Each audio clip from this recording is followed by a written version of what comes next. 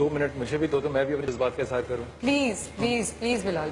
دیکھو پاکستان آزاد ہوا 1947 میں 1947 میں اور یہ ایک نظریاتی ملک تھا.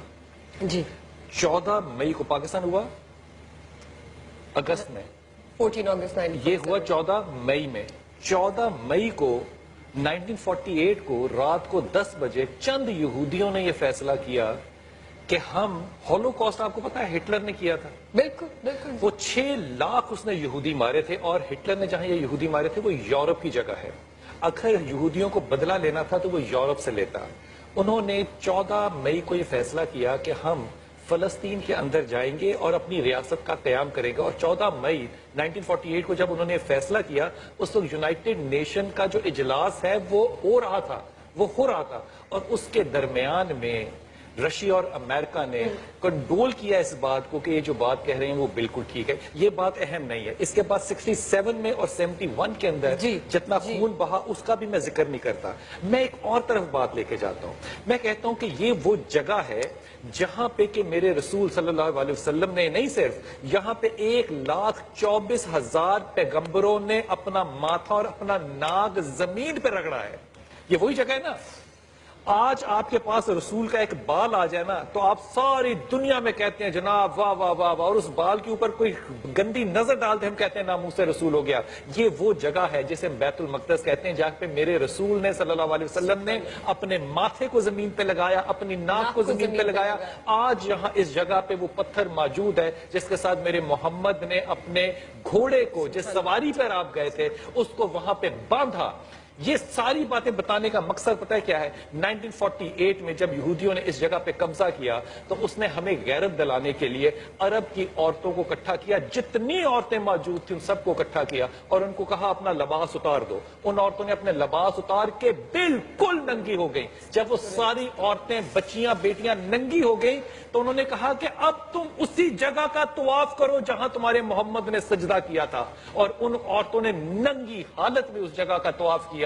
لیکن اس طواف کرنے کے بعد بھی جہاں پہ میرے محمد کا سر لگا تھا خدا کی قسم اس ساری مملکت اسلامیہ میں ایک غیرت مند مرد نہیں تھا جو اٹھ کے کہتا کہ یہ ننگی عورتیں جو ہیں یہ تم نے کی, اب میں اس کا بدلہ تم سے لوں گا. خدا کی قسم آج میں جب یہ فٹ بال کا میچ دیکھ رہا تھا نا تو شکیرہ وہ گانا گا رہی تھی ایک, تو میں سوشل میڈیا پہ دیکھ رہا تھا لوگ بڑے کمنٹ کر رہے تھے جو بڑی بڑی پگڑیوں والے ہیں کہ جناب اس طرح کے ننگے ڈانس نہیں دکھانے چاہیے. او بے غیرتوں اور بے شرمو, جب تمہاری اپنی مائیں ننگی وہاں پہ ناچ رہی تھی اور تم دیکھ رہے تھے وہاں تو تمہاری غیرت مر گئی اور اب دوسروں کی ننگی عورتوں کو دیکھنے کے لیے تم بیٹھتے ہو اور پھر سوشل میڈیا جو ان یہودیوں کا بنایا ہوا ہے اس کو استعمال کرتے ہو. خدا کی قسم اس سے زیادہ بے شرمی, اس میں لفظ انسانیت نہیں آنا چاہیے.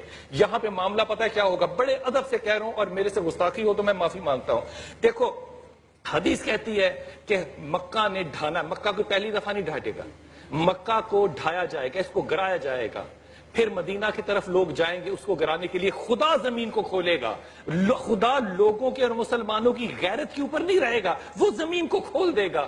لیکن میں ہمیشہ کہتا تھا کہ خدا کی قسم میری زندگی میں مکے کو ڈھایا ہی نہیں جا سکتا. مکے کو ڈھائے گا نا کوئی, میں اللہ کی قسم کھا کے کہتا ہوں میں ننگا نکلوں گا باہر, میں کچن کی چھری لے کے نکل جاؤں گا, میں جاگر پہن کے بھاگوں گا. میں اگر سانس لے رہا ہوں گا تو میں مکہ کی طرف بھاگوں گا یا مروں گا یا ماروں گا. لیکن خدا کی قسم آج یہ بات سامنے آ گئی کہ پہلا ہمارا سب سے جو قبلہ ہے کعبہ, یہ تو قبلہ اب ہے نا, یہ وہ جگہ ہے جہاں پہ مسلمانوں نے کئی مہینے سجدے کیے. آج وہاں اگر یہ ہو رہا ہے تو کعبہ کو ڈھٹتے ہوئے بھی ہم اسی طرح دیکھیں گے جس طرح آج وہاں ننگی عورتوں کے مجرے کروا رہے ہیں وہ, اور مسلمان عورتوں کی غیرت کو پامال کر رہے ہیں اور مسلمان مردوں کی غیرت پامال نہیں ہو رہی.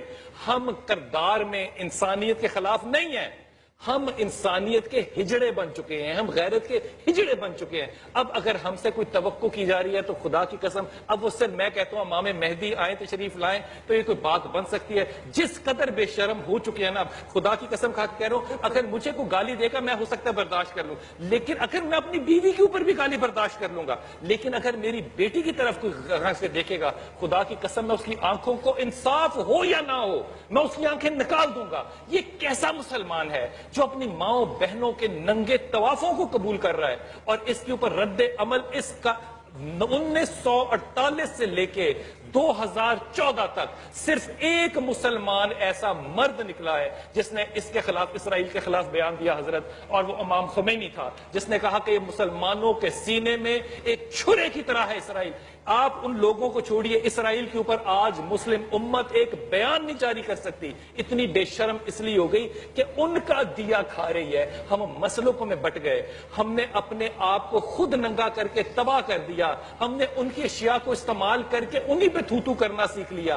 آج جس جگہ پہ ہم کھڑے ہیں، خدا کی قسم یہ کہتے ہوئے کہ ہم بھی مسلمان ہیں اور وہ فلسطینی بھی مسلمان ہے جو اس وقت پتھر مارتا ہے اور اس کو آگے سے گولی مار لگتی ہے، خدا کی قسم مجھے شرم آتی ہے اور حیا آتی ہے۔ میں وقفے پہ جانے سے پہلے میں اس بچے سے جو آج ماں کے پیٹ میں تھا اور اس ماں کو اس کے ماتھے پہ گولی ماری گئی، میں اس بچے کا شکریہ ادا کرتا ہوں کہ خدا کا شکر ہے وہ بچہ اس دنیا میں نہیں آ سکا۔ اگر وہ اس دنیا میں آتا تو وہ مجھ جیسے بے شرم اور بغیرت مسلمان کو دیکھ کے شرمندہ ہوتا اور کچھ نہ کر سکتا۔ میں اس بچے کو سلام کرتا ہوں کہ تو اس دنیا میں نہیں آیا، کیونکہ یہ دنیا اس قابل نہیں تھی کہ تو اس دنیا میں آتا اور مجھ جیسے ایک غریب اور فقیر کو شرمندہ کرتا۔ وقفہ لیجئے، واپس آتے ہیں۔